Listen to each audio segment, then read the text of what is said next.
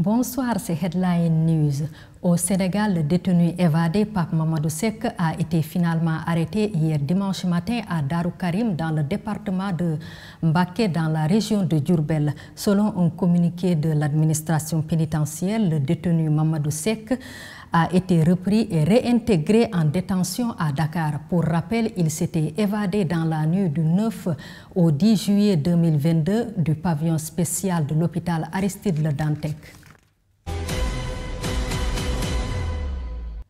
Élections législatives 2022 au Sénégal. Nous sommes dans la dernière ligne droite car le scrutin est prévu le 31 juillet prochain.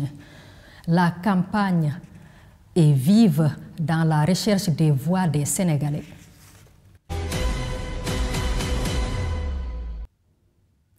Les travailleurs de la CNO ont décrété aujourd'hui lundi un mot d'ordre de grève de 48 heures. Les travailleurs réclament une augmentation de salaire. Ils demandent également une amélioration des conditions de travail qui ne cessent de se dégrader. La signature d'un accord sur les céréales entre la Russie et l'Ukraine constitue un succès pour l'Union africaine et pour le président sénégalais M. Macky Sall. En effet, l'Ukraine et la Russie ont signé à Istanbul vendredi dernier un accord permettant d'exporter les céréales ukrainiennes bloquées dans les ports de la mer Noire par la guerre.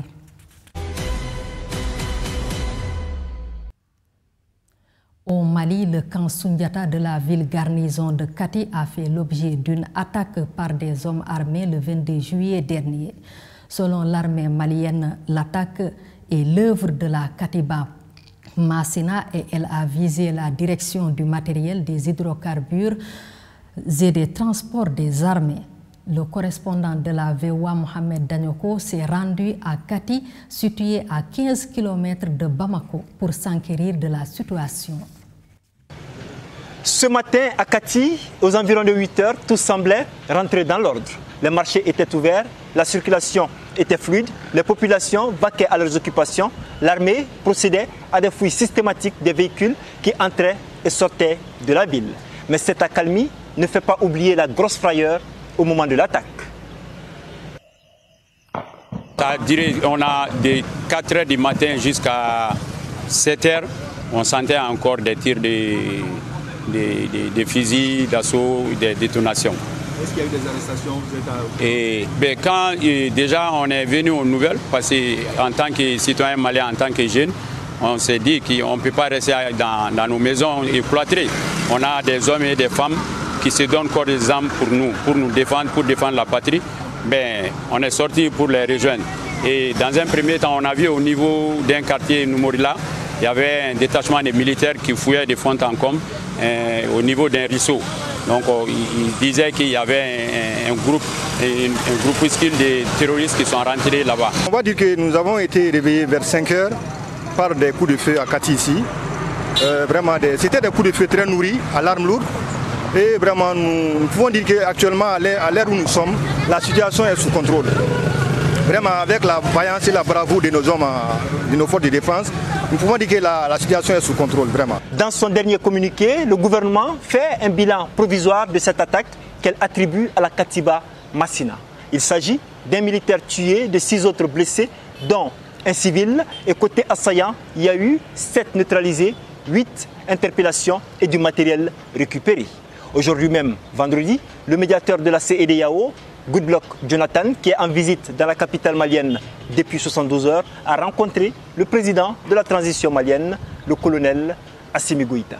Mohamed Danyoko pour VOA Afrique, Bamako. Les Tunisiens sont appelés aujourd'hui lundi aux urnes pour se prononcer sur une nouvelle constitution par voie référendaire. Si cette constitution est adoptée, le pays rebascule vers un régime ultra-présidentiel. La Tunisie est en proie à une grave crise politique depuis que le président Kais Saied s'est octroyé il y a 1 an l'ensemble des pouvoirs et dirige par décret, arguant d'une situation ingérable. Près de 9,3 millions d'électeurs se sont inscrits pour le vote de lundi. Mais selon certains analystes, Rien ne garantit qu'ils se déplaceront en nombre. Il faut rappeler que cette nouvelle constitution a d'abord été écrite de manière assez hâtive, sans beaucoup de consultations et sans qu'il y ait une participation populaire de grande envergure et sur la longue durée. Donc une bonne partie de la population tunisienne aujourd'hui ne sait pas sur quoi elle va voter ce 25 juillet et pourquoi elle va voter. Opposants et experts s'inquiètent du retour prévu à un régime ultra-présidentiel, en rupture avec le système parlementaire instauré après la chute du dictateur Ben Ali en 2011, ce qui faisait du pays la seule démocratie issue du printemps arabe. La Constitution elle-même, selon beaucoup d'experts juridiques, a des failles et aussi a des tendances autoritaires. Donc c'est une constitution qui pourrait construire un régime autoritaire qui ressemblerait peut-être au régime que la Tunisie avait avant 2011. Au lendemain du référendum, le principal défi du président restera une économie en déconfiture avec un chômage élevé, 40% chez les jeunes, une inflation accentuée par la guerre en Ukraine et 4 millions de personnes se trouvant actuellement dans la pauvreté. Headline News, c'est fini. Merci de nous avoir suivis. Restez sur BNews International. L'info y est continue. Bonsoir.